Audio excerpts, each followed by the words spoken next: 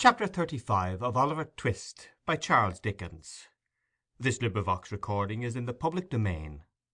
Recording by Tig Hines. Containing the unsatisfactory result of Oliver's adventure, and a conversation of some importance between Harry Maylie and Rose. When the inmates of the house, attracted by Oliver's cries, hurried to the spot from which they proceeded, they found him, pale and agitated, pointing in the direction of the meadows behind the house, and scarcely able to articulate the words, "The Jew! The Jew!" Mr. Giles was at a loss to comprehend what this outcry meant, but Harry Maylie, whose perceptions were something quicker, and who had heard Oliver's story from his mother, understood it at once. "What direction did he take?" he asked, catching up a heavy stick which was standing in a corner. "That," replied Oliver, pointing out the course the man had taken. "I missed them in an instant." "Then they're in the ditch," said Harry. "Follow, and keep as near me as you can." So saying, he sprang over the hedge and darted off with a speed which rendered it a matter of exceeding difficulty for the others to keep near him. Giles followed as well as he could, and Oliver followed too, and in the course of a minute or two Mr. Losberne, who had been out walking and just then returned, tumbled over the hedge after them, and picking himself up with more agility than he could have been supposed to possess, struck into the same course at no contemptible speed, shouting all the while most prodigiously to know what was the matter. On they all went, nor stopped they once to breathe, until the leader, striking off into an angle of the field indicated by Oliver, began to search narrowly the ditch and hedge adjoining, which afforded time for the remainder of the party to come up, and for Oliver to communicate to Mr. Losberne the circumstances that had led to so vigorous a pursuit. The search was all in vain. There were not even the traces of recent footsteps to be seen. They stood now on the summit of a little hill, commanding the open fields in every direction for 3 or 4 miles.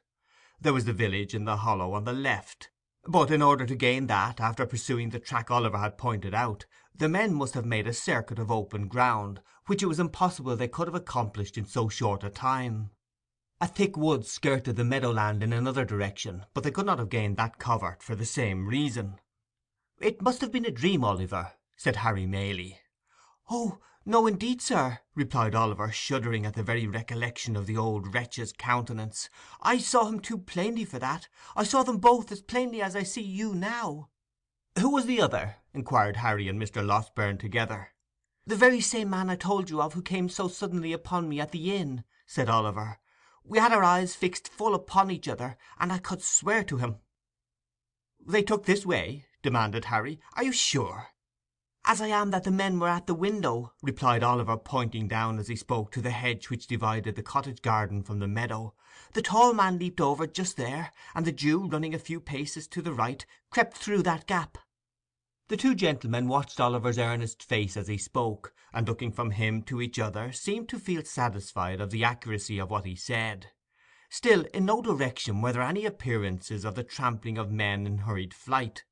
The grass was long, but it was trodden down nowhere, save where their own feet had crushed it. The sides and brinks of the ditches were of damp clay, but in no one place could they discern the print of men's shoes, or the slightest mark which would indicate that any feet had pressed the ground for hours before. "This is strange," said Harry. "Strange," echoed the doctor. "Blathers and Duff themselves could make nothing of it." Notwithstanding the evidently useless nature of their search, they did not desist until the coming on of night rendered its further prosecution hopeless, and even then they gave it up with reluctance. Giles was despatched to the different alehouses in the village, furnished with the best description Oliver could give of the appearance and dress of the strangers. Of these, the Jew was, at all events, sufficiently remarkable to be remembered, supposing he had been seen drinking or loitering about. But Giles returned without any intelligence calculated to dispel or lessen the mystery. On the next day fresh search was made, and the inquiries renewed, but with no better success. On the day following, Oliver and Mr. Maylie repaired to the market town, in the hope of seeing or hearing something of the men there, but this effort was equally fruitless. After a few days the affair began to be forgotten, as most affairs are, when wonder, having no fresh food to support it, dies away of itself. Meanwhile Rose was rapidly recovering. She had left her room, was able to go out, and mixing once more with the family, carried joy into the hearts of all. But although this happy change had a visible effect on the circle, and although cheerful voices and merry laughter were once more heard in the cottage, there was at times an unwonted restraint upon some there, even upon Rose herself, which Oliver could not fail to remark. Mrs. Maylie and her son were often closeted together for a long time, and more than once Rose appeared with traces of tears upon her face. After Mr. Lossburne had fixed a day for his departure to Chertsey, these symptoms increased, and it became evident that something was in progress which affected the peace of the young lady, and of somebody else besides. At length, one morning, when Rose was alone in the breakfast parlour, Harry Maylie entered, and, with some hesitation, begged permission to speak with her for a few moments. A very few will suffice, Rose," said the young man, drawing his chair towards her. "What I shall have to say has already presented itself to your mind. The most cherished hopes of my heart are not unknown to you, though from my lips you have not heard them stated." Rose had been very pale from the moment of his entrance, but that might have been the effect of her recent illness. She merely bowed, and bending over some plants that stood near her, waited in silence for him to proceed. "I ought to have left here before," said Harry. "You should indeed," replied Rose. "Forgive me for saying so, but I wish you had." "I was brought here by the most dreadful and agonizing of all apprehensions," said the young man, "the fear of losing the one dear being on whom my every wish and hope are fixed. You had been dying, trembling between earth and heaven. We know that when the young, the beautiful, the good, are visited with sickness, their pure spirits insensibly turn towards their bright home of lasting rest. We know, heaven help us, that the best and fairest of our kind too often fade in blooming." There were tears in the eyes of the gentle girl as these words were spoken, and when one fell upon the flower over which she bent, and glistened brightly in its cup, making it more beautiful, it seemed as though the outpouring of her fresh young heart claimed kindred naturally with the loveliest things in nature. "A creature," continued the young man passionately, "a creature as fair and innocent of guile as one of God's own angels, fluttered between life and death. Oh, who could hope, when the distant world to which she was akin half opened to her view, that she would return to the sorrow and calamity of this? Rose, Rose, to know that you were passing away like some soft shadow, which a light from above casts upon the earth, to have no hope that you would be spared to those who linger here, hardly to know a reason why you should be, to feel that you belong to that bright sphere whither so many of the fairest and the best have winged their early flight, and yet to pray, amid all these consolations, that you might be restored to those who loved you—these were distractions almost too great to bear. They were mine by day and by night, and with them came such a rushing torrent of fears and apprehensions, and selfish regrets, lest you should die, and never know how devotedly I love you, as almost bore down sense and reason in its course. You recovered, day by day, and almost hour by hour, some drop of health came back, and mingling with the spent and feeble stream of life which circulated languidly about you, swelled it again to a high and rushing tide. I have watched you change almost from death to life, with eyes that turned blind with their eagerness and deep affection. Do not tell me that you wish I had lost this, for it has softened my heart to all mankind." "I did not mean that," said Rose, weeping. "I only wish you had left here, that you might have turned to high and noble pursuits again, to pursuits well worthy of you." "There is no pursuit more worthy of me, more worthy of the highest nature that exists, than the struggle to win such a heart as yours," said the young man, taking her hand. "Rose, my own dear Rose, for years I have loved you, hoping to win my way to fame, and then come proudly home and tell you it had been pursued only for you to share; thinking in my daydreams how I would remind you in that happy moment of the many silent tokens I had given of a boy's attachment, and claim your hand, as in redemption of some old mute contract that had been sealed between us. That time has not arrived, but here, with not fame won and no young vision realized, I offer you the heart so long your own, and stake my all upon the words with which you greet the offer." "Your behaviour has ever been kind and noble," said Rose, mastering the emotions by which she was agitated. "As you believe that I am not insensible or ungrateful, so hear my answer. It is that I may endeavour to deserve you. It is, dear Rose." "It is," replied Rose, "that you must endeavour to forget me." not as your old, dearly attached companion, for that would wound me deeply, but as the object of your love. Look into the world. Think how many hearts you would be proud to gain are there. Confide some other passion to me if you will. I will be the truest, warmest, and most faithful friend you have." There was a pause, during which Rose, who had covered her face with one hand, gave free vent to her tears. Harry still retained the other.